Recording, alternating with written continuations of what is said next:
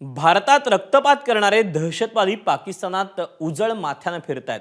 पण पाकिस्तानात सुखाची झोप घेणाऱ्या दहशतवाद्यांचे धाबे दणाणलेत. कारण त्यांच्यावर आता अज्ञात शक्तीनं वार सुरू केलेत. त्यात एका मागोमाग एक टॉपचे दहशतवादी टार्गेट होत आहेत. दहशतवाद्यांचं कंबरडं मोडणारी ही अज्ञात शक्ती कोण, याची चर्चा सुरू झाली आहे. पाहूया.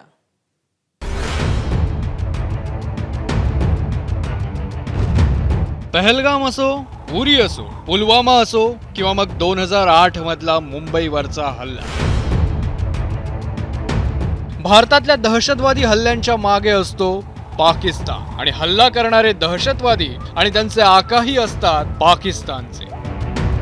पाकिस्तान हा दहशतवाद्यांसाठी जणू नंदनवन आहे. पण याच नंदनवनात सुखानं जगणाऱ्या दहशतवाद्यांवरती आता अज्ञात संकट कोसळलंय. लष्कर ए तोयबाचा टॉप कमांडर अबू सैफुल्ला याच्या खात्म्यानंतर आता तोयबाचा सहसंस्थापक आमिर हमजाही शेवटच्या घटका मोजतोय. गंभीर जखमी झालेल्या हमजावर लाहोर मधल्या मिलिटरी हॉस्पिटलमध्ये उपचार सुरू आहे.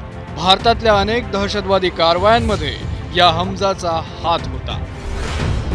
आता दहशतवादी आमिर हमजा कोण आहे तेही पहा. पाकिस्तानातील पंजाबच्या गुजरानवाला मध्ये तो राहत होता. लष्कर ए तोयबा या दहशतवादी संघटनेचा तो सहसंस्थापक आहे. 2021 साली जागतिक दहशतवादी म्हणून आमिर हमजाच्या नावाची अमेरिकेनं घोषणा केली. लष्कर ए तोयबाचा प्रचार हाताळण्याची जबाबदारी हमजाकडे होती. 2005च्या Bengaluru Indian Institute of Science वरील हल्ल्याचा तो सूत्रधार होता.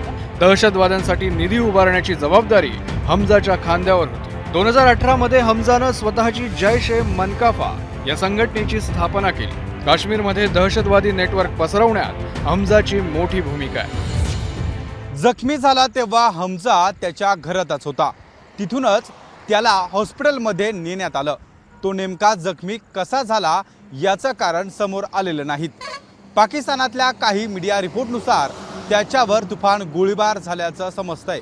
भारताचा मोठा शत्रू हाफिज सईदशी हमजाचे अतिशय जवळचे संबंध आहेत.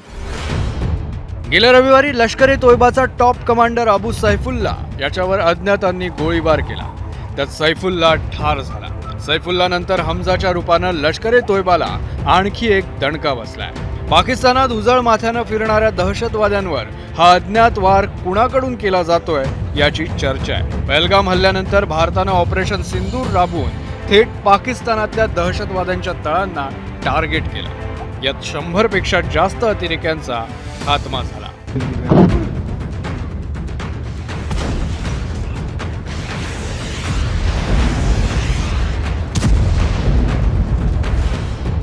बहावलपूरमध्ये जैश ए मोहम्मद आणि मुरिदकेमधलं लष्कर ए तोयबाचं हेडक्वार्टर उद्ध्वस्त झालं. पळता भुई थोडी झालेल्या दहशतवाद्यांना आता एक एक करून अज्ञात शक्तीकडून वार करण्यात येतोय. आता ती अज्ञात शक्ती कोण आहे हे समोर आलेलं नाही.